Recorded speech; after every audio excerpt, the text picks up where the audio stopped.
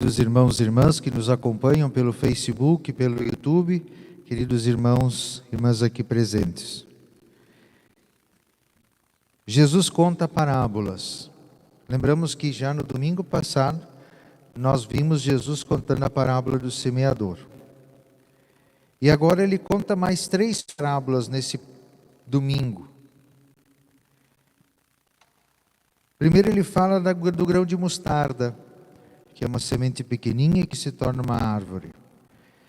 Quando a gente ouve falar em mostarda, a gente pensa naquele molho amarelo que a gente coloca no cachorro quente. Não é dessa mostarda que Jesus fala.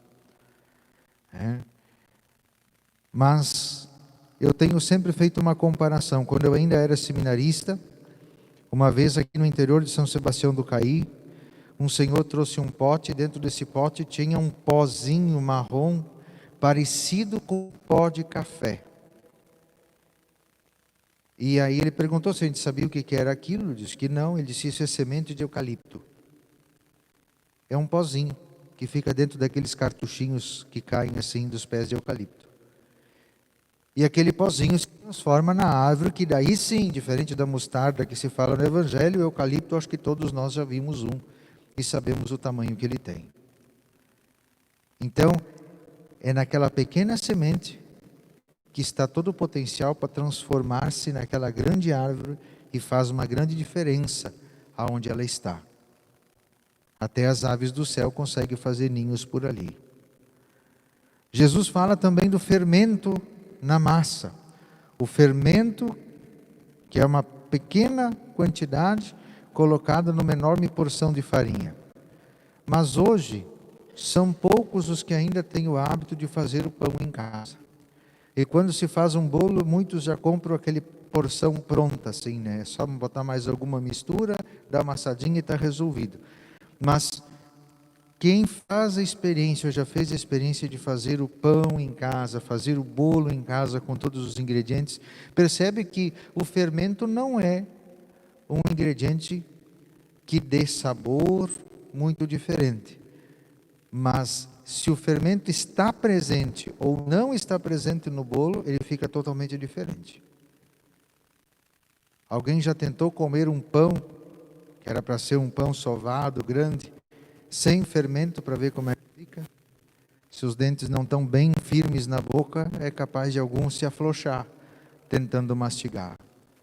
Bem, o que Jesus está dizendo é que neste mundo, aonde nós vivemos e faz parte da nossa vida passar por sofrimentos, por dificuldades, o reino de Deus é o que torna a nossa vida mais suave, mais macia, mais saborosa de ser vivida. Com a presença de Deus e da fé em nós, aquilo que se torna talvez, que seria quase impossível de ser consumido, de ser suportado por nós, com a fé, com o reino de Deus, isso se torna suportável, e não só suportável, se torna prazeroso e gostoso. O reino de Deus é muito simples, mas ter ou não ter ele na nossa vida é a mesma coisa que o pão ter ou não ter fermento. É isso que Jesus está dizendo. A parábola do joio que Jesus contou, eu deixei por último, porque ele começa o evangelho de hoje contando a parábola do joio e termina explicando a parábola do joio. Então, na verdade, o padre não precisa nem explicar mais a parábola. Mas talvez só para a gente entender e trazer para a nossa atualidade. Quantas e quantas vezes nós vemos pessoas por aí se colocando no lugar de Deus, se colocando no lugar do justo juiz, julgando os outros.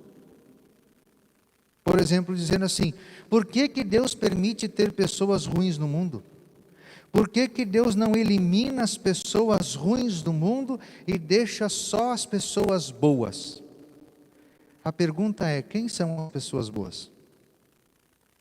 Aquelas que nós julgamos? Mas se eu perguntar para outra pessoa, aquela mesma pessoa que eu julgo boa, pode ser que ela não julgue tão boa assim aquela pessoa que eu considero alguém que precisaria ser preservado. Hoje de manhã, quando eu celebrava a missa, eu perguntei: vocês já fizeram a experiência de conversar com alguém sobre um médico? Às vezes tem um médico na cidade que para um ele é o melhor médico da cidade, se não da região. Pergunta para outro, só falta chamar ele de assassino, porque já matou uns quantos na mão dele. E aí, o médico é bom ou ele é ruim? É isso que os empregados queriam fazer. O joio e o trigo são muito parecidos. Não dá para distinguir um do outro, enquanto eles estão verdes.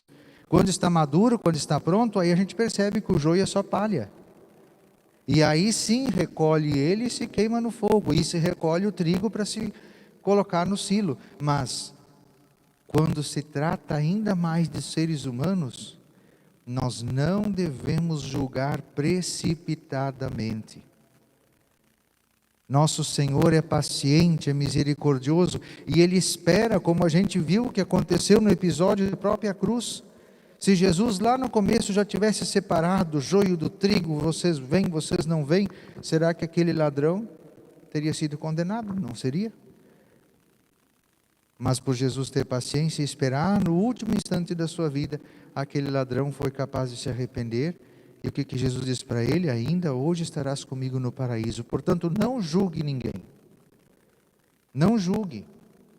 É o próprio Jesus que diz, o dono da colheita disse, não, deixa crescer os dois juntos. No final, na época da colheita, no tempo certo, os anjos vão vir e vão separar uns dos outros. Mas não é a gente que tem que fazer. Deixa isso para quem vai ser encarregado. Não vamos nós julgar.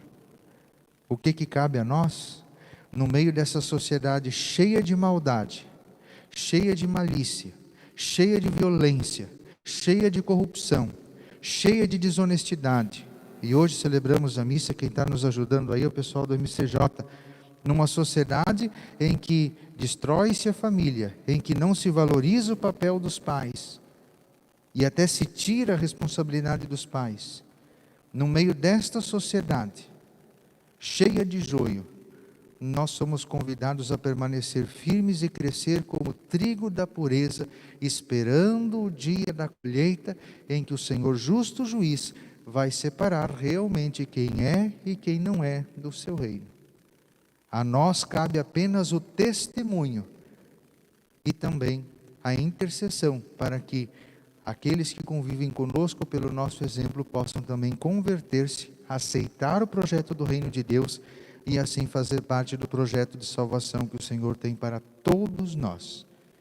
É para isso que nós nascemos, para sermos do reino de Deus. Portanto, não vamos condenar, mas vamos interceder e ser exemplo para que todos os nossos irmãos e irmãs possam ser aquilo que Deus quis, quer e sempre vai querer que eles sejam. Seus filhos amados, participantes da sua glória. Louvado seja nosso Senhor Jesus Cristo.